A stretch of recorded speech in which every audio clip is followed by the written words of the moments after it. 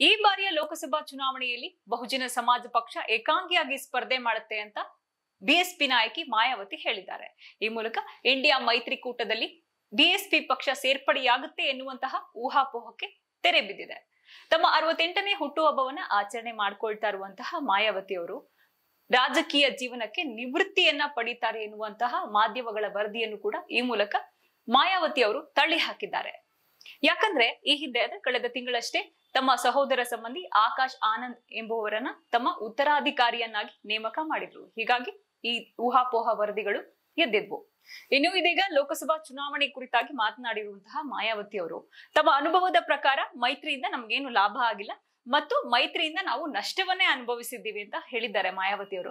ಹಾಗೆ ಇದೇ ಕಾರಣಕ್ಕಾಗಿ ದೇಶದ ಹಲವು ಪಕ್ಷಗಳು ನಮ್ಮ ಪಕ್ಷದ ಜೊತೆ ಬೆಂಬಲವನ್ನ ಬಯಸ್ತಾ ಇವೆ ಅಂತ ಹೇಳಿದ್ದಾರೆ. ಹಾಗೇನೆ ಚುನಾವಣೆಯ ಬಳಿಕ ಮೈತ್ರಿ ಬಗ್ಗೆ ಆಲೋಚನೆ ಮಾಡಬಹುದು. ಚುನಾವಣೆ ನಂತರ ಸಾಧ್ಯವಾದರೆ ಬಿಎಸ್ಪಿ ಬೆಂಬಲವನ್ನ ನೀಡಬಹುದು, ಅಂದ್ರೆ ನಮ್ಮ ಪಕ್ಷ ಬೆಂಬಲವನ್ನ ನೀಡಬಹುದು. ನಮ್ಮ ಪಕ್ಷ ಏಕಾಂಗಿಯಾಗಿ ಚುನಾವಣೆ ಮಾಡತ್ತೆ, ಆದ್ರೆ ಈ ಬಾರಿ ಯಾವುದೇ ಪಕ್ಷದ ಜೊತೆ ಮೈತ್ರಿ ಮಾಡ್ಕೊಳ್ಳಲ್ಲ ಅಂತ ಕ್ಲಿಯರ್ ಆಗಿ ಹೇಳಿದ್ದಾರೆ ಮಾಯಾವತಿ.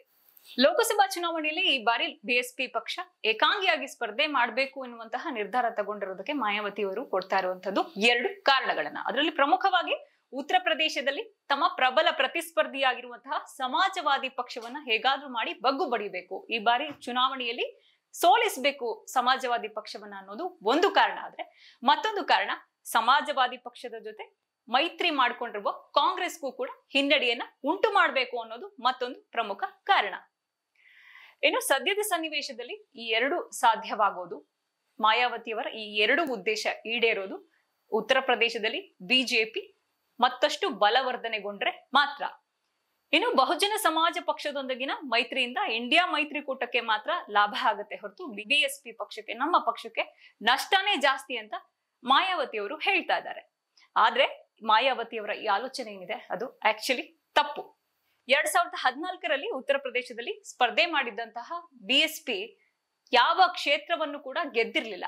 ಆದ್ರೆ ನಂತರದಲ್ಲಿ 2019ರಲ್ಲಿ ಸಮಾಜವಾದಿ, RLD ಮತ್ತೆ ಬಿಎಸ್ಪಿ ಮೂರು ಪಕ್ಷಗಳು ಸೇರಿ ಮಹಾಗಠಬಂಧನ್ ಏನು ಮಾಡ್ಕೊಂಡಿದ್ವು, ಆ ಮಹಾಗಠಬಂಧನ್ನಿಂದಾಗಿ 2014ರ ಚುನಾವಣೆಯಲ್ಲಿ ಏನೂ ಸ್ಥಾನವನ್ನು ಗಳಿಸದಿದ್ದಂತಹ ಬಿಎಸ್ಪಿ ಪಕ್ಷ 2019ರ ಚುನಾವಣೆಯಲ್ಲಿ ಬರೋಬ್ಬರಿ 10 ಕ್ಷೇತ್ರಗಳನ್ನ ತನ್ನದಾಗಿಸಿಕೊಂಡಿತ್ತು.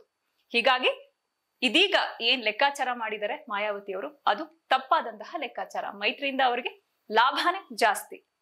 ತಮ್ಮ ಒಂದ್ ಕಣ್ಣು ಹೋದ್ರೂ ಪರವಾಗಿಲ್ಲ, ಸಮಾಜವಾದಿ ಪಕ್ಷದ 2 ಕಣ್ಣು ಹೋಗ್ಬೇಕು ಅನ್ನೋ ಲೆಕ್ಕಾಚಾರದಲ್ಲಿದ್ದಾರೆ ಮಾಯಾವತಿ ಅವರು. ಇನ್ನು ಮಾಯಾವತಿ ಅವರು ಮೈತ್ರಿಕೂಟದಿಂದ ಹಿಂದೆ ಸರಿಯೋದಕ್ಕೆ ಮತ್ತೊಂದು ಪ್ರಮುಖ ಕಾರಣ ಇದೆ. ಅದೇ ಮಾಯಾವತಿಯವರ ಮೇಲಿರುವಂತಹ ಆರೋಪಗಳು, ಹಗರಣಗಳು. ಯಾಕಂದ್ರೆ ಸಾಕಷ್ಟು ಪ್ರಕರಣಗಳಲ್ಲಿ ಮಾಯಾವತಿಯವರ ವಿರುದ್ಧ ಸಿಬಿಐ ಮತ್ತೆ ಇಡಿ ತನಿಖೆ ಕೂಡ ಆಗ್ತಾ ಇದೆ. ಹೀಗಾಗಿ ಮಾಯಾವತಿಯವ್ರಿಗೆ ಇರೋದು ಒಂದೇ ದಾರಿ, ಅದು ಬಿಜೆಪಿಯ ಕಾಲು ಹಿಡಿಯೋದು. ಹೀಗಾಗಿ ಮೈತ್ರಿ, ಸಮಾಜವಾದಿ ಪಕ್ಷದೊಂದಿಗಿನ ಮೈತ್ರಿ ಬಗ್ಗೆ ಆಗ್ಲಿ, ಹಾಗೆ ಇಂಡಿಯಾ ಮೈತ್ರಿಕೂಟದ ಜೊತೆ ಮೈತ್ರಿಗಾಗ್ಲಿ ಮಾಯಾವತಿಯವರು ಯಾವುದೇ ಹೆಜ್ಜೆಯನ್ನ ಮುಂದೆ ಇಡ್ತಾ ಇಲ್ಲ.